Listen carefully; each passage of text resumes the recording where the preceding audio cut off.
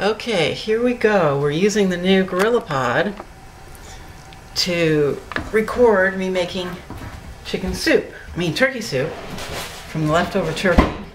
I'm kind of looking forward to it because I only actually got about 2 pieces of the turkey meat because of circumstances beyond my control. But as you can see, I've put a little bit of onion in here, but all the bones are in here. I'm doing it in a pressure cooker, so I can do it quickly and get all the marrow out of the bones, which will give it that nice thickness. And so we're cutting up some onions right here. Let's see if I can do it over. Oh, that's not bad. Let's just adjust it a little bit upwards. It's really cool. I have the gorillaPod connected to the teapot.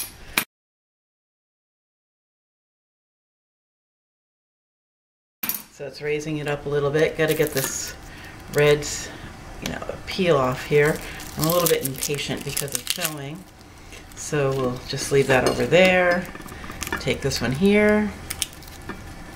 The red onions give it a nice sweetness. Let's cut that up.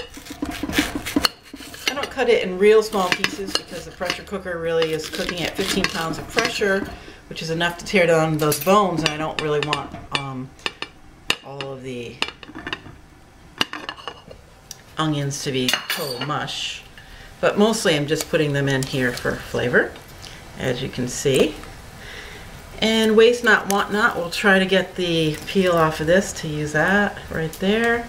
I'm also going to go and get a scallion and for a little bit of a different onion flavor. So let's do that. Go over here to get the scallion real quick. I actually bought these to make potato salad with. Let's see. Ooh, they're a little, Well, I guess I must have bought them a couple weeks ago because they're a little bit slimy. But let's wash one under the sink and see what we can do.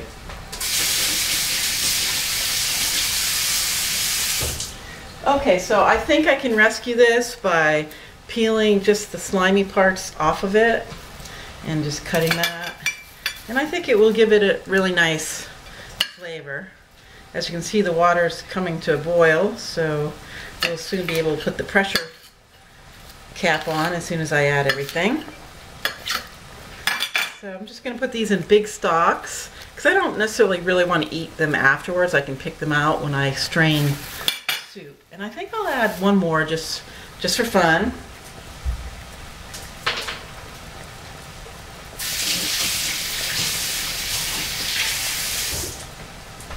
Okay, those cute little roots that they grow with. Let's lower the heat a little bit. We don't really want to lose too much of our water till it goes to pressure.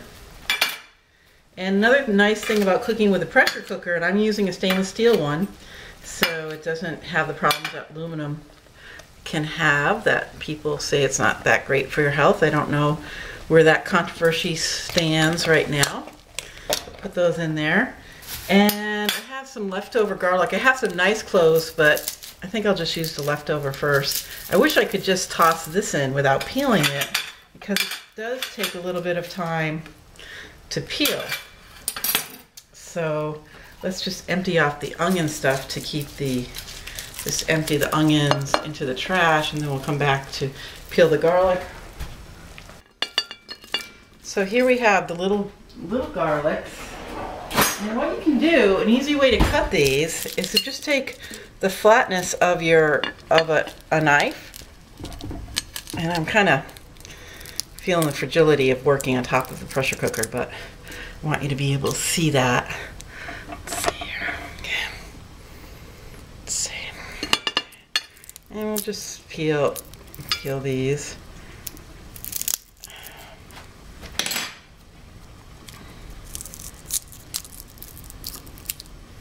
Okay.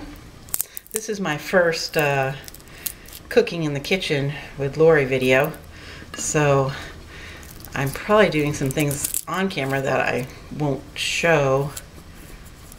in the final product, just not to bore you. I'm already bored peeling these things, and I really don't like that my fingers are going to go and be smelling like garlic. But the final product, soup, will thank me for it. Okay, so we're almost there. Get this one where this, now this has a little, when you see this root in here, this green here, that's bitter, and you don't want to have that. That just makes everything bitter. So either throw away that piece or just take it out like I did. Okay, so there we have it. This, I'm not so worried, and I'm just thinking I could have probably just thrown it in there because I'm straining this whole soup in the end. So there goes the garlic, and no matter how much onion or garlic I put in a soup, I always feel like it needs some powder just to have a little bit more robust flavor. And so I almost everything I cook, unless I'm baking or something, has onion and garlic powder. Now, the bay leaf, I don't, as you can see here, I don't have too many left. They're not the greatest of specimens, but they usually do help give a real special aroma. So I'm gonna put about 2 of these in there. There we go. Put another one. And I hope, I don't know really if it's better to put them on the end or the beginning, if they get bitter. I'm not sure. I have to do some research on that to know when the best time to put your bay leaf, because some spices it's better to put them in the end because they get cooked out, or they lose their flavor, or they get bitter. So then something, because I just want a little bit of, I'll put some of this Herbox chicken powder in here, just to give it a little fuller flavor, just in case I don't have enough bones for the amount of water in here. So we're gonna just put this on pressure now. I think I have everything in it that I want. Later, because I'm Greek, I'll be adding some lemon, but not right now. And so we'll just, what we wanna do is just have all these flavors meld together.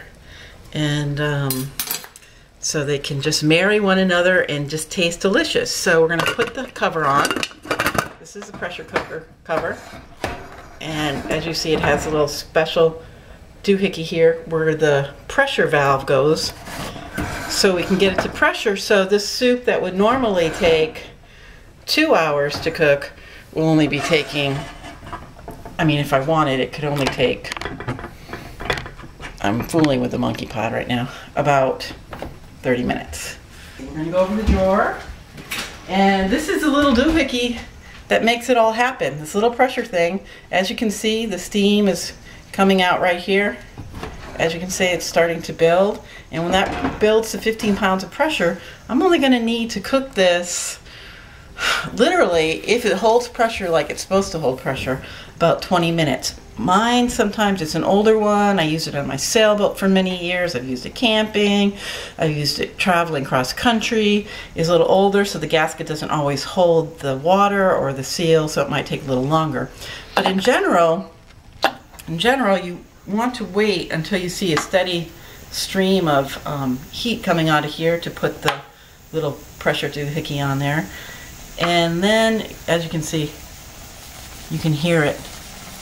And you can see when this little piece goes up over here, then you know it's ready to put the top on it. You put it on there like that. We'll wait for it to start to jiggle. And when it has a constant jiggle, a little jiggle, not too much, on a low heat, it's about 15 pounds of pressure. And if I put a whole chicken, a raw chicken in here, it would cook it in about 30 minutes. And if you add spaghetti sauce to it, delicious meal, great, even great for company.